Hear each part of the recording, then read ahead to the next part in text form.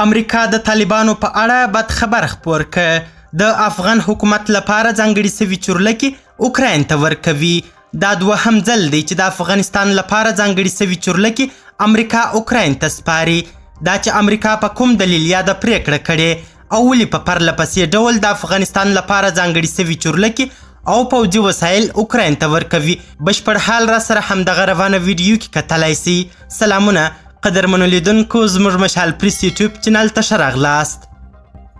امریکا وایي د افغانستان لپاره ځانګړي سوي چورلکې اوکراین ته ورکوو. د امریکا دفاع وزارت وایي اوکراین ته د نورو پوځي وسایلو ترڅنګ 11 هغه MA-10 روسي چورلکې ورکوي چې افغانستان ته یې ساتلي وې. پینټاګون وایي له دې وړاندې د تیر کال په وروستیو کې هم افغانستان ته ځانګړي سوي 15 ورته چورلکې اوکراین ته ورکړل سوي دي. امریکا له دې وړاندې افغانستان ته له دغو چورلکو څخه 22 ورکړي او د هوکړې له مخې ټاکل سوې وه چې په راتلونکي کلونو کې د نورو چورلکو او الوتکو ترڅنګ ډېرې نورې MA-10 ډول هم افغان هوایي ځواک ته ورکړي.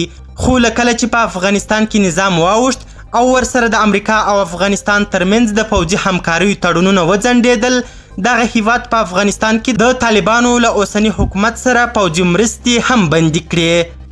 امریکا په داسې حال کې یادې چورلکې او پوځي وسایل اوکراین ته سپاري چې د روسیې دولت په اوکرایني حکومت پوځي یرغل کړی او اوس هم یاده جګړه روانه ده. امریکا د اوکراین ترڅنګ ولاړه ده او هر ډول همکاري ته چې اړتیا وي ورسره کوي یې. قدرمنو لیدونکو، ډیره زیاته مننه چې ویډیو مو تر اخري شیبه وکتل.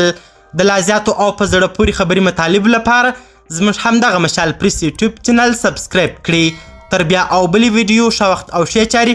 د الله پامان.